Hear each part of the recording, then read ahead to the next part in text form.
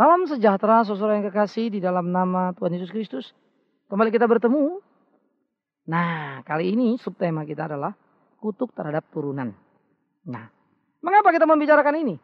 Wow, saya pikir menjadi sangat penting. Karena banyak orang berkata, awas, kutuk dari ayahmu, dari ibumu, kakek atau nenek, atau yang ke atas lagi. Pokoknya sampai ke kita generasi ketiga, keempat akan turun terus. Mungkin itulah yang membuat kau tidak sejahtera. Itulah yang membuat Anda mendatangkan sial, sakit, dan seterusnya.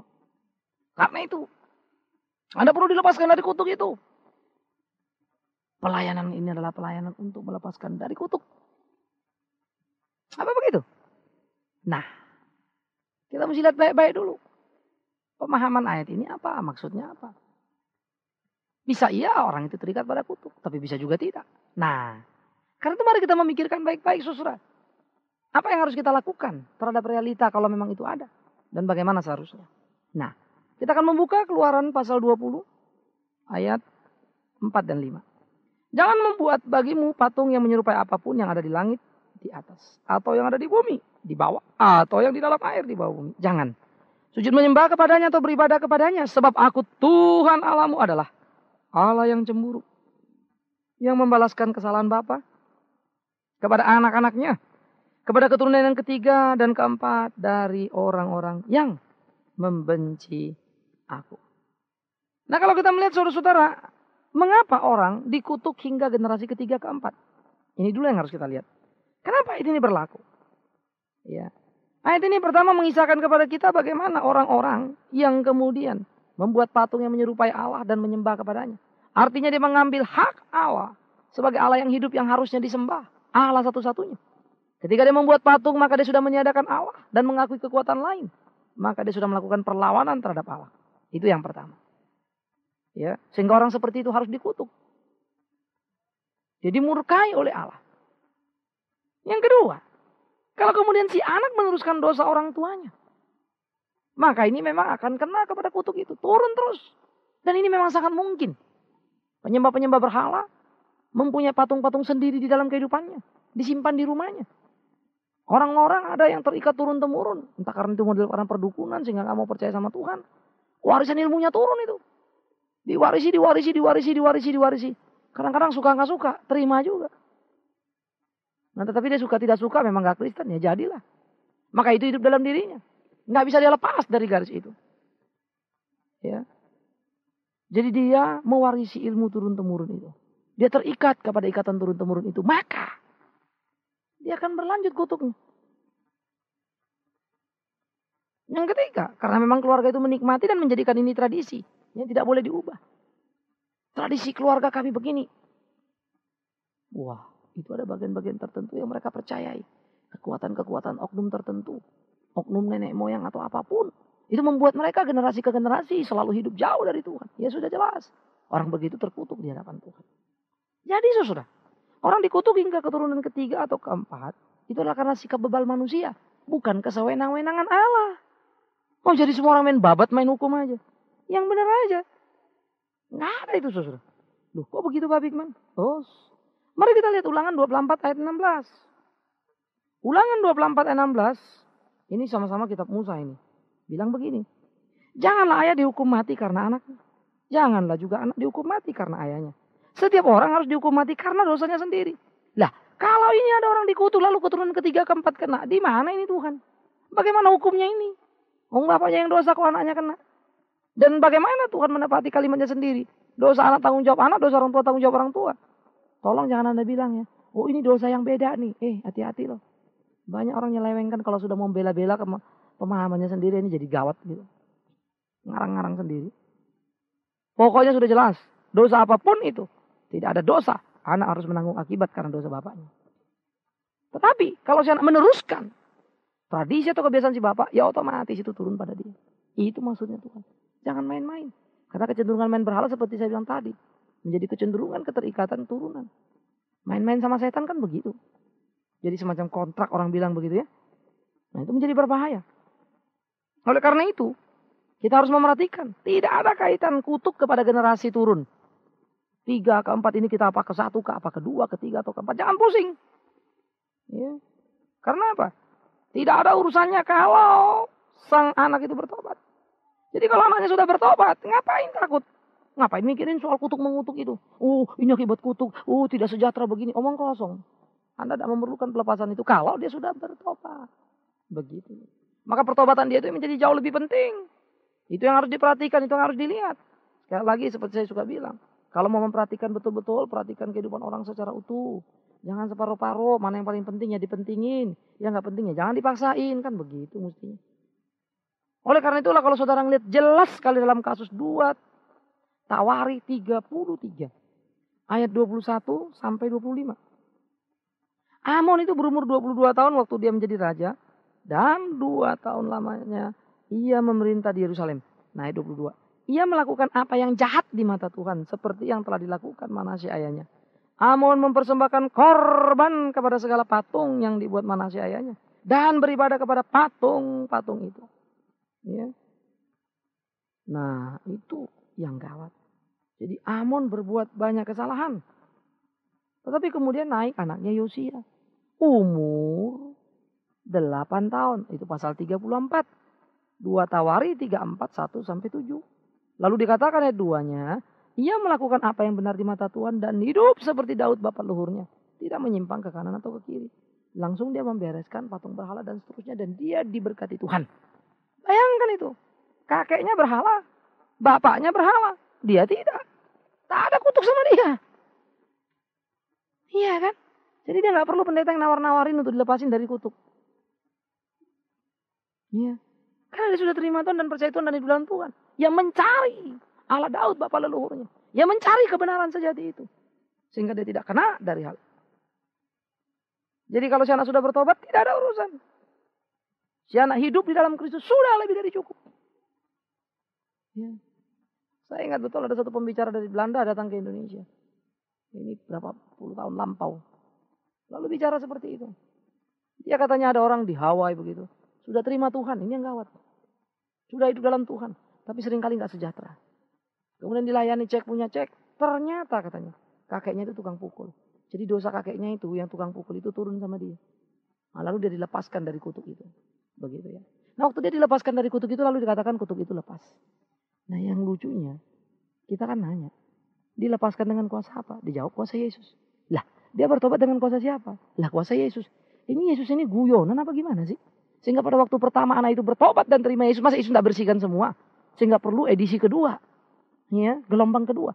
Ini kita menghina Yesus akhirnya saudara. Ini bukannya memuliakan Kristus malah menghina Kristus. Seakan-akan Kristus itu tidak tahu kerja kalau nggak diorder begitu loh. Ini namanya orang baru bertobat, tahu apa dia? Yang dia tahu cuma satu, bertobat dan tidak lagi mau hidup dalam dosa. Maka Kristus akan menyucikan semua itu. Kecuali kalau banyak kita sekarang para pendeta juga yang mengatakan bahwa darah Yesus kurang afdol kalau nggak 2-3 kali mencuci dosa. Waduh, saya nggak tahu lagi. Tapi maafkan saya tidak akan menghina Tuhan saya. Tuhan saya Yesus Kristus. Dia tahu. Satu kali dia menebus seluruh dosa suci. Itu sebab saya percaya pada dia. Saya tidak akan menambahi. Saya tidak akan mengurangi karya dia yang ajaib itu. Karena itu. Kalau si anak sudah hidup dalam Kristus. Tidak bisa. Soal gak sejahtera, soal gak apa, cari yang lain dong. Bisa saja dia sudah hidup dalam Kristus. Tapi ada waktu di mana hubungannya dengan Tuhan tidak beres. Ya itu yang mesti diberesin. Bukan cari-cari kiri, cari-cari kanan. Lalu dikait-kaitkan sama kutuk. Hati-hati. Jangan menghina Yesus. Karya dia terlalu hebat dan luar biasa. Kalau kita perjanjian lama sudah contohnya banyak setengah mati. Saya tidak tahu berapa banyak lagi. Ya. Karena itu, apabila sang anak bertobatnya palsu, artinya nggak terima sungguh-sungguh. Cuma nangis-nangis, aduh aku terima Yesus, begitu. Kan banyak yang munafik itu. Ya. Orang itu kan kalau ngomong banyak sekali yang bilang, haleluya, puji Tuhan, shalom, Allah Maha Kuasa Pak. Tapi omongannya nggak bisa dipegang. Saya ngalamin tuh saudara yang begituan. Sampai saya geleng-geleng, sedih hati. Ya. Sedih sekali. Kok ada ya model begitu? Yang kalau buka kalimat itu hebatnya itu rohani banget. Sampai saya bilang lebih pendeta dari saya sebagai pendeta. Aduh, sedih. Ya. Udah janji. Janjinya gak bisa dipegang. Waduh, bingung. Nah, kalau orang model begitu, cek punya cek ternyata memang belum betul-betul bertobat. Lalu kemudian dia misalnya bikin dosa. Ya, atau katakanlah kurang bahagia, kurang ini, sejahtera. Lalu dilepaskan dari kutukan. Ya saya sih bilang aja. Ya itu mah pantas-pantas aja, kenapa? Oh ya masih terkutuk kok dia. Ya ngerti maksudnya ya. Dia belum dalam Kristus. Ini memang belum benar kok. Cuma aja dia ngaku-ngaku dalam Kristus. Ilalang, bukan gandum. Iya kan? Nah kalau yang gitu bisa. Kadang-kadang memang yang ilalang-ilalang begini nih linglung gitu. Karena sama gandum mirip-mirip, malah tumbuhnya lebih hebat seperti yang saya cerita tadi. Bisa jadi begitu. Nah karena itu kita harus berhati-hati. Harus menunjukkan kualitasnya. Jadi jangan bilang orang ini sudah bertobat, sudah terima Kristus sungguh-sungguh. Tetapi masih. Nah ini yang gawat. Jadi nggak ada kutukan seperti itu. Ya. Kecuali dilakukan turun-turun dan dinikmati oleh generasi anak, ya itu bisa. Nah karena itu saya pikir kita harus hati-hati. Ayat yang biasa jangan dibikin jadi geger-gegeran. Jadi dikutuk keturunan 3 ke 4 adalah kalau si anak tidak mau melepas dan dengan sadar menerima generasi orang tuanya. Atau karena sistem keluarga itu suka atau tidak mau atau tidak, dia terwarisi dan terikat. Karena itulah Tuhan bilang jangan main-main dengan setan. Karena setan itu kalau ngikat itu bahaya itu. Ya belibet itu bisa ke bawah. Nah kalau kamu belibet ke bawah 3, 4 bahkan 5 turunan, ya habislah kamu dikutuk Tuhan. Kan begitu. Tapi kalau tidak, ngapain kau pikirkan? Iya kan? Sederhana aja lah. Ya. Dan Tuhan bukan Tuhan yang kejam. Dosa anak nggak dituntut ke bapaknya atau sebaliknya. Siapa yang dosa, ya itu yang dihukum Tuhan. Nah kalau melihat terang firman gitu, ngapain generasi kedua, ketiga dihukum? Pasti karena dosa. Kan sederhana kan? Yang usah diutar-alik, nggak karu-karuan. Jadi kalau sudah terima Yesus, orang itu jangan dikutak-atik dong. Sudah tobat sungguh-sungguh, ya jangan dimain-mainin dong. Jangan hanya karena dicari-cari, nggak sejahtera, nggak ini. Ayo mari, ayo mari. Wah ayo, kalau gini gawat kita ini semua. Ya, habislah kita ini semua. Siapa sih yang sudah bertobat terus nggak pernah susah? Siapa sih yang sudah bertobat terus nggak pernah nggak bahagia? Pasti ada satu waktu. Kepahitan, kesedihan mewarnai kita, problema datang. Masa gara-gara itu langsung dicari-cari tahu. Mungkin dari bapak, nenek, kakek, dan seterusnya. Waduh saudara, ini biografi urut-urutan itu ya. Hati-hati. Ya. Orang yang perlu dilepaskan dari kutuk hanya orang yang memang masih terikat dengan dosa. Itu memang perlu. Perlu. Karena dia masih terikat dengan dosa. Orang yang di luar Kristus. Tetapi orang seperti ini pun tidak kita panggil lalu kita lepas-lepaskan kan begitu. Dengan metode atau apapun namanya yang kita lakukan. Orang seperti ini harus diberitakan Injil. Itu yang penting. Beritahu dia kebenaran Alkitab itu. Bahwa dia bertemu dengan Kristus. Dan biarlah kiranya Roh Kudus itu menjamah orang itu. Dan membuat orang itu bertobat. Sampai kemudian dia menerima kasih dan kuasa Tuhan, hidup dalam takut akan Tuhan. Itulah kerinduan kita. Kan begitu. Jangan orang itu diteror, ditakut-takutin. Lalu karena tidak mengerti ngikutin. Nah, ini kan bisa jadi gawat. Cilakanya. Yang tidak ngerti ini tadinya lugu. Lalu dipikirnya, ini yang benar. Lalu diyakininya betul-betul. Ngomong lagi ke kiri, ngomong lagi ke kanan. Maka beredarlah hal-hal yang tidak perlu. Tapi yang perlu soal Injil itu. Yang perlu soal Kristus itu. Yang perlu baca soal kebenaran dan bagaimana artinya bertobat. Apa artinya Kristen sejati. Apa artinya lahir baru. Malah gak kelihatan. Fenomenanya saja yang geger, yang rame-rame. Seremonial acaranya saja yang rame-rame. Karena kelihatannya wah begitu kan. Tapi soal PA pribadinya, pergumulan pribadi, terabaikan. Ini apa nggak gawat kita? Nah karena itulah saudara orang Kristen harus meluruskan seluruh pemahamannya. Jangan mau dijajah oleh berbagai pemahaman yang salah. Yang memang notabene datang dari luar sana. Masuk ke Indonesia. Nasib kita ini heran memang. Dulu kita dijajah Belanda ratusan tahun. Disambung dijajah Jepang. Iya.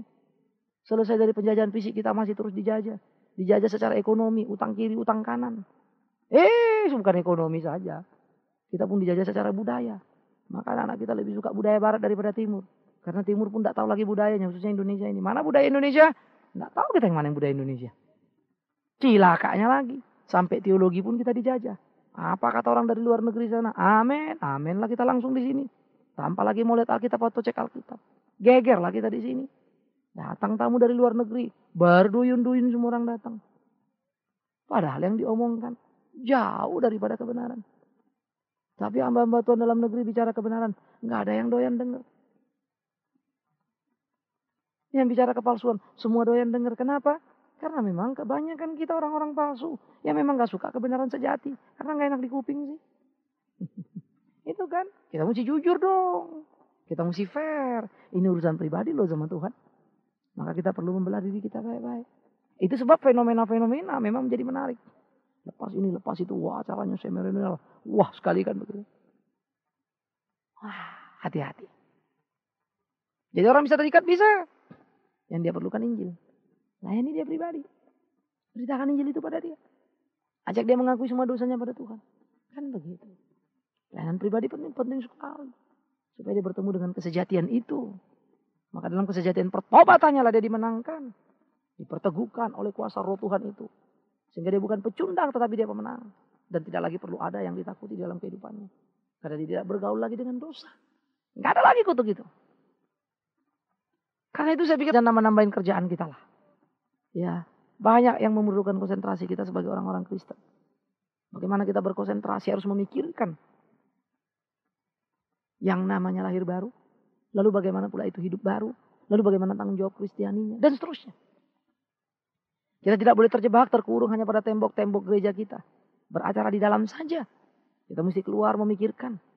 Membagikan cinta kasih itu.